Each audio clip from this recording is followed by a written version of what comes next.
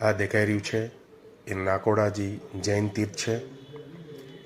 નાકોડા જૈન તીર્થની બારે જ થોડા જ અંતરમાં આવેલું એક ભવ્ય જૈન તીર્થ જે સમોસરણ તરીકે બનાવવામાં આવેલું છે. આજે આપણે એની મુલાકાતે જઈ રહ્યા છીએ. નાકોડાજી મંદિરની બહાર નીકળો એટલે ત્યાં પાર્કિંગ આવશે. મોટું પાર્કિંગ છે. એ પાર્કિંગના જમણા હાથે તમારે આગળ ચાલવાનું છે. આગળ ચાલતા જ તમને સમોસરણ દેખાશે. ફૂટપાથ બી છે, અલગ પેસેજ છે ચાલવા માટે. થોડા જ અંતરની અંદર આવેલું આ સમોસરણ છે.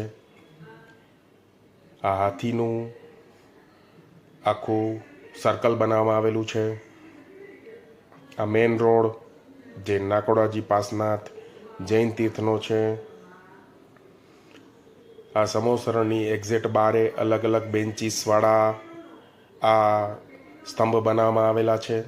આ સમોસરણની સામે આવેલું દેરાસર છે એ બી ટેકરી ઉપર. આ સમોસરણ મંદિર, આ અંદરનો રસ્તો,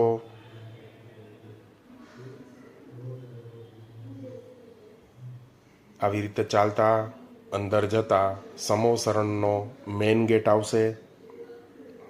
મોટું પાર્કિંગ છે. સામે પણ આ એક મંદિર છે જે ભૈરવજીનું મંદિર છે. આ સમોસરણ મેઇન ગેટ એકદમ યુનિક, ભવ્ય અને પવિત્ર વાતાવરણમાં આવેલું આ સમોસરણ છે. કુદરતી વાતાવરણની વચ્ચે, ટેકરીઓ, જંગલોની વચ્ચે એકદમ યુનિક લાગતું આ જૈન તીર્થ છે. આ સમોસરણ મંદિર જેનો મેઇન ગેટ એન્ટ્રન્સ પ્રવેશ દ્વાર છે. આ એકદમ ભવ્ય અને યુનિક સમોસરણ અને વિશાળ સમોસરણ જેને કહી શકાય એવું આ સમોસરણ નાકોડાજી મંદિરની બાજુમાં જ બનાવવામાં આવેલું છે. એના અંદરના ગુમ્મચ અને એની કોતરણી છે. અંદર જતાં જ જમણા હાથે તમને અહીંયાના શ્રી કાલા ભૈરવજીના દર્શન થશે. એની પણ એકદમ પ્રભાવશાળી મૂર્તિ છે. ગોરા ભૈરવ છે, એકદમ પ્રભાવશાળી મૂર્તિ શ્રી ગોરા ભૈરવજીની અહીંયા બિરાજમાન છે. અલગ અલગ પિલ્લર, અલગ અલગ પિલ્લરોની કોતરણી, અહીંયા નકશીકામ એકદમ ભવ્ય કરવામાં આવેલું છે. આટલું મોટું સમોસરણ પહેલી વાર જોવામાં આવે છે. પિલ્લરોની હારમાળા છે.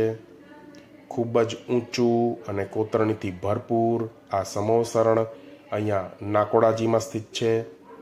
પિલ્લરોની હારમાળા કહી શકાય અને દરેક પિલ્લરમાં અલગ અલગ કોતરણી અહીંયા કરવામાં આવેલી છે.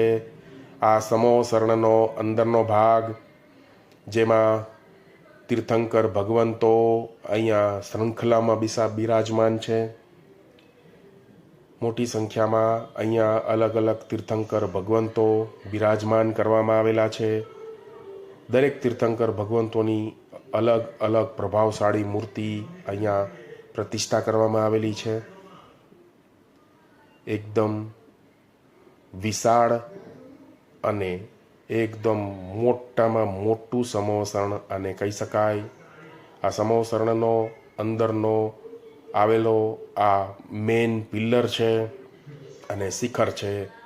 એકદમ ઊંચું, વિશાળ, ભવ્ય આ કોતરણી અને મેન પિલ્લર છે સમોસરણની અંદરનો.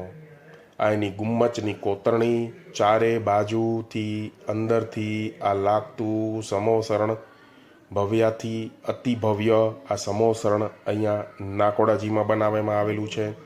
બહારથી જોતાં જ તમને અહીંયા દર્શનના ભાવ થઈ જશે, કારણ કે એટલું વિશાળ આ સમોસરણ અહીંયા બનાવવામાં આવેલું છે.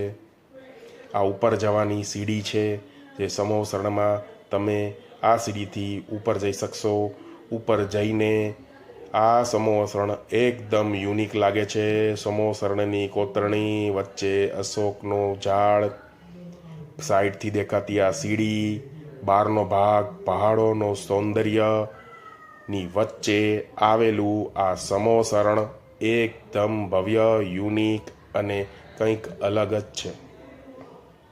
આ સમોસરણની ઉપરની મેન સીડી છે.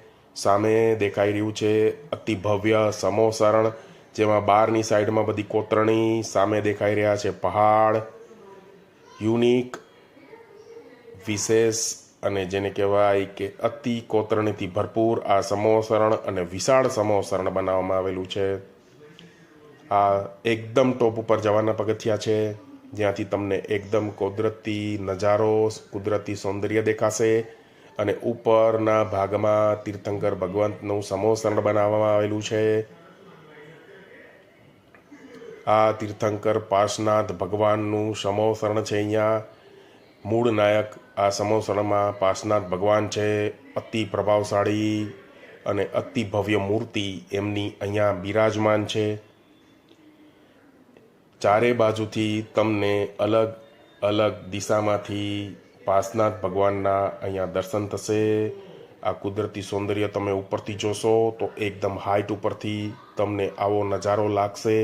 સમોસરણની બહારથી ટેકરીઓ, ધર્મશાળાઓ, અલગ અલગ મંદિરો, દેરાસરો, પાર્કિંગ વગેરે તમને અહીંથી ઉપરથી જોવામાં એકદમ રમણીય નજારો લાગશે. આ સમોસરણની અંદર આ સામે દેખાઈ રહ્યું છે એ જૈન દેરાસર છે. એ સમોસરણની ડાબી બાજુએ ટેકરી ઉપર આવેલું છે. એ બી એક યુનિક જગ્યા છે. આ નાકોડાજીની અંદર જોરદાર, અતિ ભવ્ય આ પાર્શ્વનાથ ભગવાન મૂળ નાયક સમોસરણની અંદર અહીંયા બિરાજમાન છે. બહારનો ભાગ પણ અતિ સુંદર લાગે છે. ભવ્ય અતિ ભવ્ય આ સમોસરની રચના અહીંયા કરવામાં આવેલી.